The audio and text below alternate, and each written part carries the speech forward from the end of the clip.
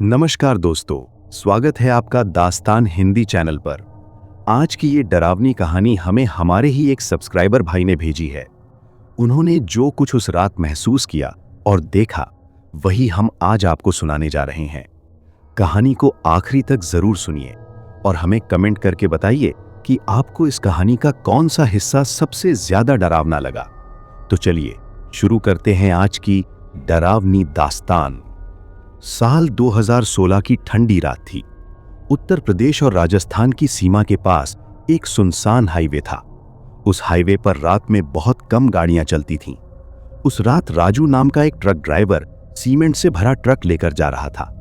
राजू को ट्रक चलाते हुए लगभग 12 साल हो चुके थे। उसने कई खतरनाक रास्ते देखे थे, लेकिन उस रात जो होने वाला था, उसने उसकी जिंदगी हमेशा के लिए बदल दी। रात के करीब 2 बजे थे। चारों तरफ घना कोहरा था।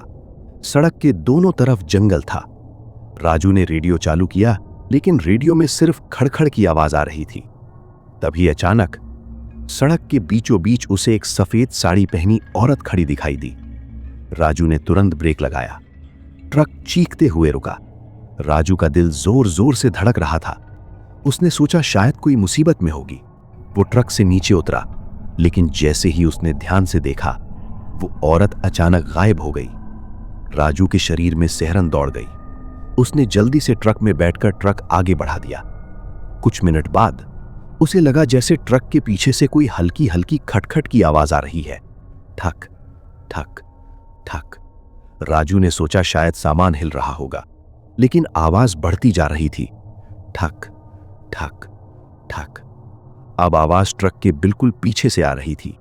राजू ने रियर मिरर में देखा, और जो उसने देखा उससे उसकी सांस रुक गई।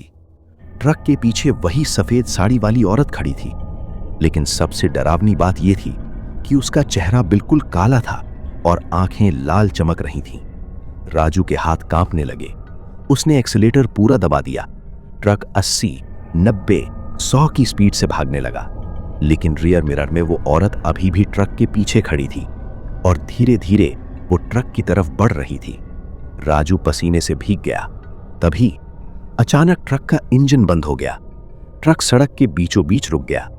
चारों तरफ घना जंगल और गहरा सन्नाटा। राजू ने दोबारा ट्रक स्टार्ट करने की कोशिश की, लेकिन ट्रक स्टार्ट नहीं हुआ।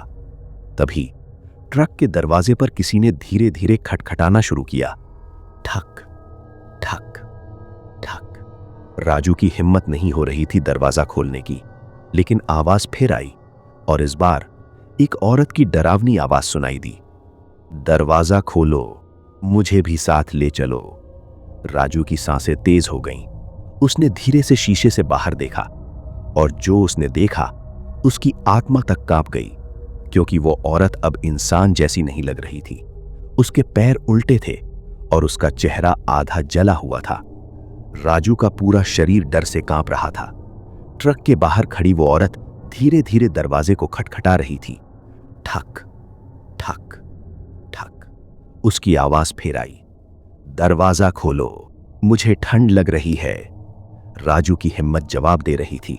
उसने आंखें बंद करके भगवान का नाम लिया, लेकिन अचानक खटखट की आवाज बंद हो गई। पूरा जंगल फिर से बिल्कुल शांत हो गया। इतनी शांति कि राजू को अपनी दिल की धड़कन तक सुनाई दे रही थी। धक धक धक।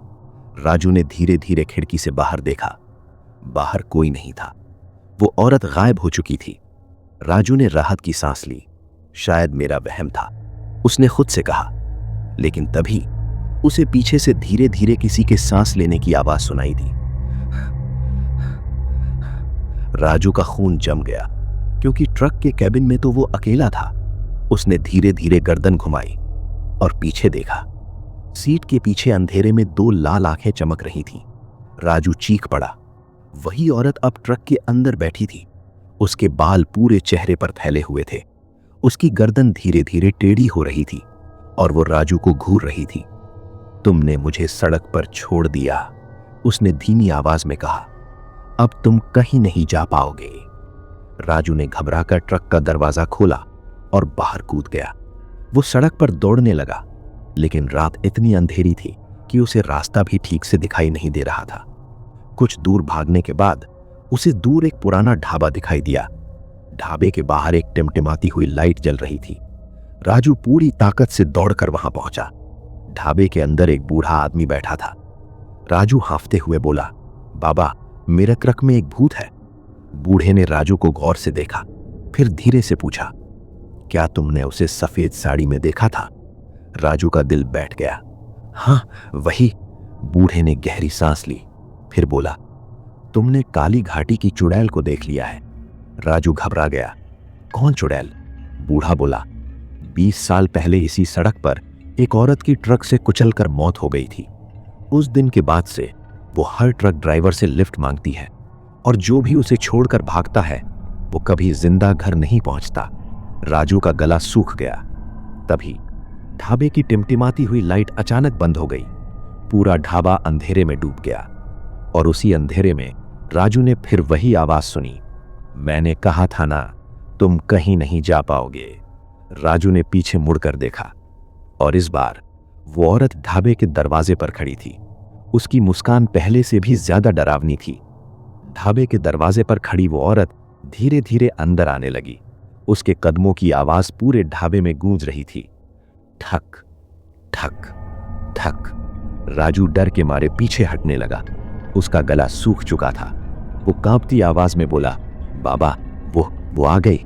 लेकिन जब उसने बूढ़े की तरफ देखा, बूढ़ा वहां नहीं था। कुर्सी खाली थी। ढाबा बिल्कुल सुनसान हो चुका था। राजू का दिल और तेज धड़कने लगा। तभी पीछे से एक ठंडी हवा का झोंका आया, और उसी के साथ वो औरत बिल्कुल राजू के पीछे खड़ी थी। उसकी सांस राजू की गर्दन से टकरा रही थी। वो फुसफुसाई, अब भागोगे कहां? राजू जोर से चीखा और ढाबे से बाहर भाग गया। वो पूरी ताकत से सड़क पर दौड़ रहा था, लेकिन उसे लग रहा था जैसे कोई उसके पीछे पीछे चल रहा है। कुछ दूर भागने के बाद उसे सड़क किनारे एक पुराना मंदिर दिखाई दिया। मंदिर छोटा था, लेकिन अंदर दिया जल रहा था। राजू तुरंत मंदिर के अंदर घुस गया। वो भगवान की मूर्ति के सामने गिर पड़ा। भगवान, मुझे बचा लो। उसी समय मंदिर के अंदर से एक आवाज आई, डर मत बेटा। राजू ने ऊपर देखा। मंदिर में एक साधु बाबा बैठे थे। उनकी लंबी दाढ़ी थी और आंखों में अजीब चमक थी। साधु ने पूछा, क्या तुमने उसे देख लिया है? राजू कांपते हुए बोला, हाँ बाबा, वो मुझे मार देगी। साधु कुछ देर चुप रहे, फिर बोले, वो सिर्फ भूत नहीं है, वो पिशाचनी बन चुकी है। राजू का डर और बढ़ गया। पिशाचनी? साधु बोले, उसकी मौत बहुत दर्दनाक हुई थी। एक ट्रक ड्राइवर ने शराब पीकर उसे कुचल दिया था। वो कई घंटों तक सड़क पर तड़पती रही। उसकी आत्मा को शांति नहीं मिली। अब वो हर ट्रक ड्राइवर से बदला लेती है। राजू घबरा कर बोला, लेकिन मैंने तो कुछ नहीं किया। साधु ने गंभीर आवाज में कहा, उसके लिए हर ट्रक ड्राइवर एक जैसा है। राजू की आंखों में डर साफ दिखाई दे रहा था।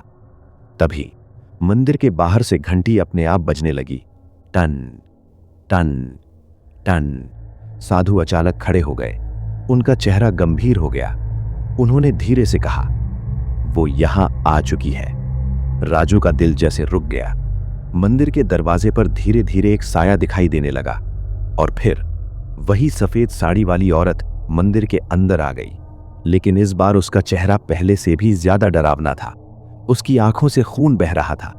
वो सीधे राजू की तरफ देखने लगी और मुस्कुराकर बोली, अब कोई तुम्हें नहीं बचा सकता। राजू डर के मारे पीछे हट गया। लेकिन तभी साधु ने जोर से मंत्र पढ़ना शुरू किया। मंदिर के अंदर अचानक तेज हवा चलने लगी और वो औरत दर्द से चीखने लगी। लेकिन अगले ही पल कुछ ऐसा हुआ कि साधु भी डर गए, क्योंकि वो औरत अचानक हंसने लगी, एक बहुत ही डरावनी हंसी। और उसने कहा, तुम मुझे रोक नहीं सकते, क्योंकि जिस ट्रक ने मुझे मारा था उसका ड्राइवर यही है। और उसने अपनी उंगली सीधे राजू की तरफ उठा दी। राजू के पैरों तले जमीन खिसक गई। मंदिर के अंदर सन्नाटा छा गया। चुड़ैल की उंगली सीधे राजू की तरफ उठी हुई थी। राजू घबरा कर बोला, नहीं, ये झूठ है, मैंने किसी को नहीं मारा। लेकिन उसके दिमाग में अचानक कुछ पुरानी यादें चमकने लगी। 3 साल पहले उसी हाईवे पर, उसी तरह की घनी रात, राजू उस समय भी ट्रक चला रहा था। उस दिन वो बहुत थका हुआ था। उसने रास्ते में शराब भी पी ली थी। ट्रक तेज स्पीड में जा रहा था। अचानक सड़क के बीच में एक औरत दिखाई दी। राजू ने ब्रेक लगाने की कोशिश की, लेकिन बहुत देर हो चुकी थी। धड़ाम! ट्रक किसी चीज से टकराया। राजू ने ट्रक रोका। जब वो नीचे उतरा तो सड़क पर वही सफेद साड़ी वाली औरत पड़ी थी। वो बुरी तरह घायल थी। उसकी सांसें चल रही थीं। वो दर्द से कराहते हुए बोली, मुझे अस्पताल ले चलो। राजू डर गया। उसे लगा अगर पुलिस आ गई तो वो फंस जाएगा, इसलिए उसने चारों तरफ देखा। सड़क सुनसान थी और वो उसे वहीं छोड़कर भाग गया। कुछ देर बाद वो वहीं तड़प तड़प कर मर गई। मंदिर में खड़े खड़े राजू की सांसें तेज हो गईं। उसे सब कुछ याद आ चुका था। वो घुटनों के बल गिर पड़ा। मुझे माफ कर दो, लेकिन चुड़ैल की आंखों में सिर्फ नफरत थी। वो धीरे धीरे राजू की तरफ बढ़ने लगी और बोली, आज तुम्हें उसी दर्द का एहसास होगा। अचानक मंदिर की लाइट बुझ गई। पूरा मंदिर अंधेरे में डूब गया और उसी अंधेरे में राजू की एक भयानक चीख गूंज उठी।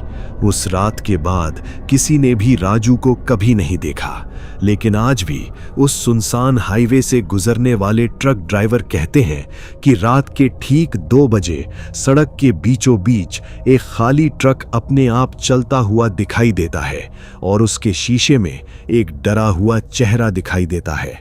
वो चेहरा राजू का होता है।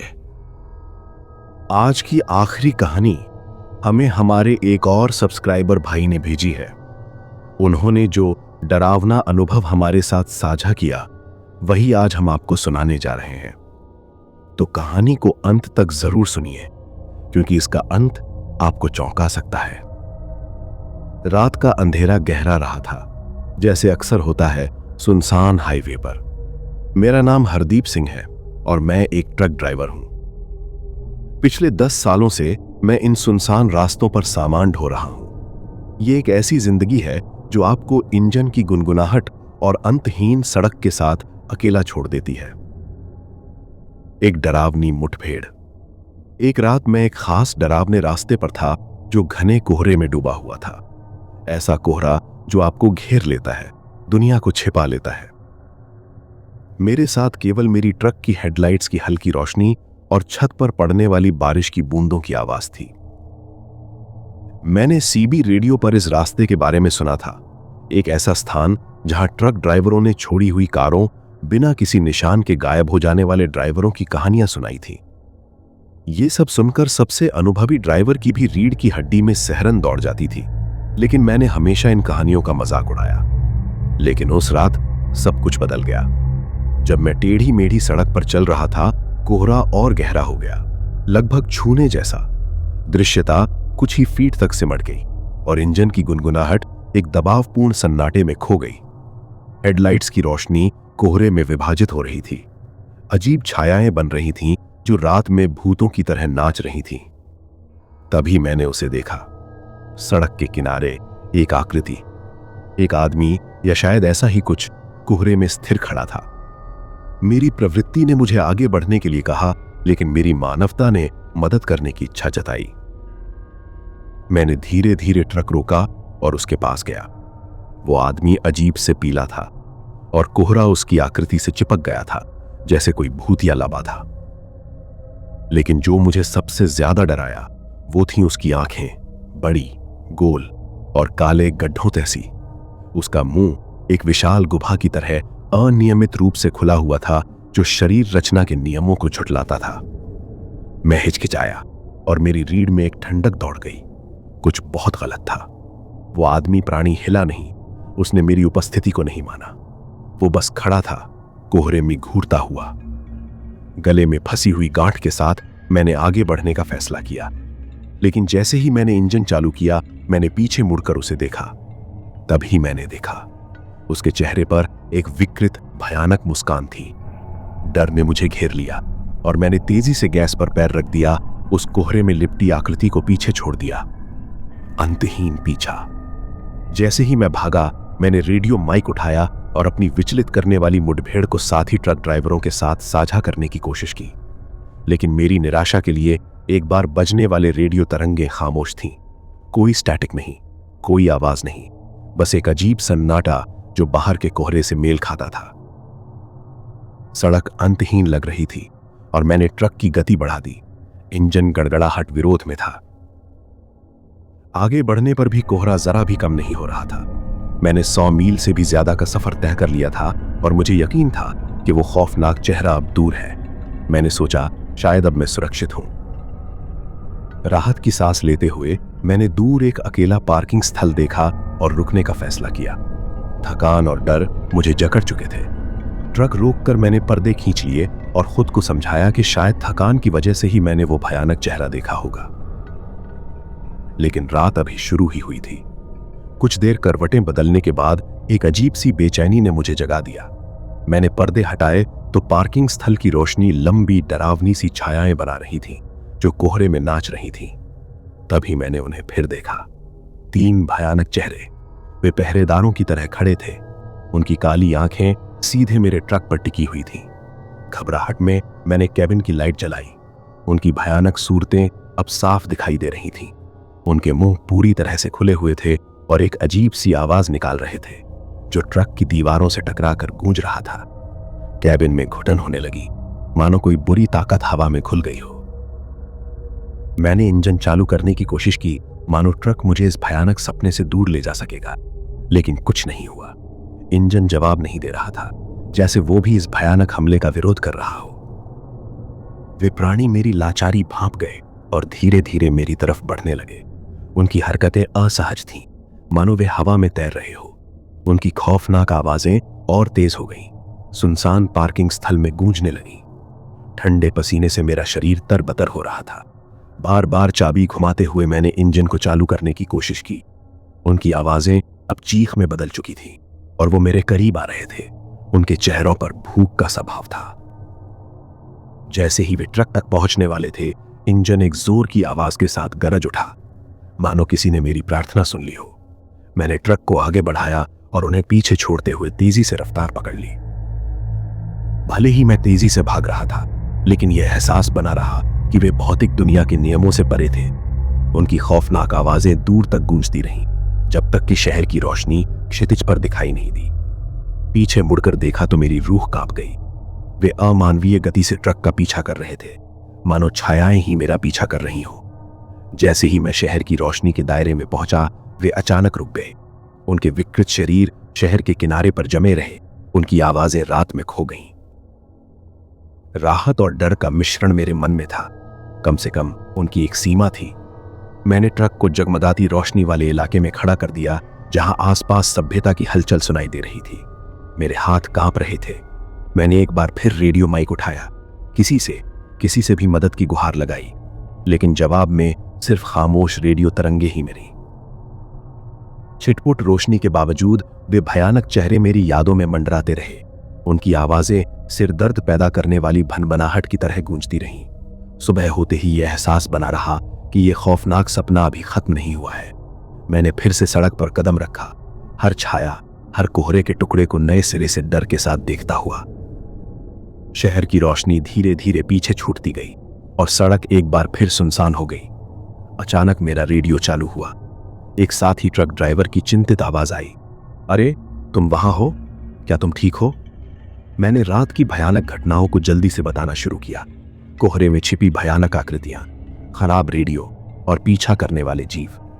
कुछ देर खामोश रहने के बाद रेडियो से डरे और अविश्वास का मिला जुला स्वर आया, तुम अकेले नहीं हो, हम सभी ने ये कहानियां सुनी हैं, छोड़ी हुई कारों की, कोहरे में छिपे जीवों की, लेकिन हमेशा उन्हें सिर्फ कहानियां ही समझते थे। इस खुलासे से मेरी रीढ़ की हड्डी में सिहरन दौड़ गई। मैं अकेला नहीं था जिसने उन भयानक प्राणियों का सामना किया था। रेडियो पर ट्रक ड्राइवरों की आवाजें गूंजने लगीं। हर कोई अपने अपने अनुभवों को साझा कर रहा था, उन मुठभेड़ों का वर्णन कर रहा था जो उन्होंने इस भयानक रास्ते पर किए थे। कहानियां अलग थीं, लेकिन एक समान धागा उभरा। वे भयानक जीव नात के अंधेरे में सुनसान रास्तों पर घूमते रहते थे। उनकी उत्पत्ति या उद्देश्य कोई नहीं जानता था, लेकिन वे अपने पीछे सिर्फ खौफनाक यादें छोड़ते थे।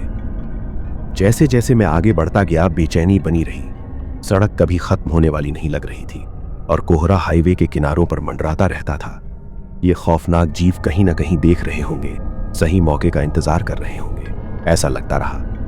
रेडियो पर ट्रक ड्राइवर इन जीवों से बचने के तरीके बता रहे थे, उन लोगों की कहानियां साझा कर रहे थे जो बिना किसी निशान के गायब हो चुके थे। डर साफ महसूस हो रहा था, एक साझा अनुभव जिसने हमें अज्ञात के सामने एकजुट कर दिया। हर गुजरते मील के साथ शहर की रोशनी एक सुदूर स्मृति बनती जा रही थी। सड़क कोहरे में एक अगम्य रास्ते में बदल गई और रेडियो फिर से खामोश हो गया। मेरी गर्दन के पीछे के बाल खड़े हो गए और मेरे माथे पर ठंडा पसीना आ गया। जब मैं उस परिचित रास्ते के पास पहुंचा जहां मैंने पहली बार उन जीवों को देखा था, तो एक खौफनाक एहसास मुझ पर छा गया। कोहरा और भी गहरा हो गया, मानो वातावरण भारी हो गया हो। तभी एक खौफनाक एहसास मुझ पर हावी हो गया। ये सड़क एक लूप थी, एक कभी न खत्म होने वाला चक्र जो यात्रियों को वापस इस भयानक जगह के केंद्र में ले आता था। शहर की रोशनी, रेडियो पर साथियों की बातें, सभी माया जाल थीं। ये जीव दूरी से बंधे नहीं थे, बल्कि वे समय से बंधे थे। हमेशा इस शापित रास्ते पर यात्रा करने वालों को तंग करते थे। कोहरे में एक खौफनाक आवाज गूंजी और तभी ट्रक के पीछे की हेडलाइट्स तेज हो गईं। एक और ट्रक कोहरे को चीरता हुआ मेरी तरफ तेजी से बढ़ रहा था। उम्मीद की एक किरण मेरे हृदय में जगी। शायद मैं अकेला नहीं था, शायद कोई दूसरा ट्रक ड्राइवर भी इस भयानक हाईवे पर फंस गया था। मैंने हॉर्न बजाया और रेडियो पर चिल्लाया, क्या कोई है? कृपया मेरी मदद करें।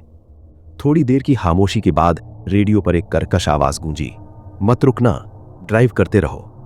ट्रक ड्राइवर की आवाज बेजान और डरी हुई थी, लेकिन जैसे ही दूसरा ट्रक मेरे बराबर आया, मेरा खून जम गया।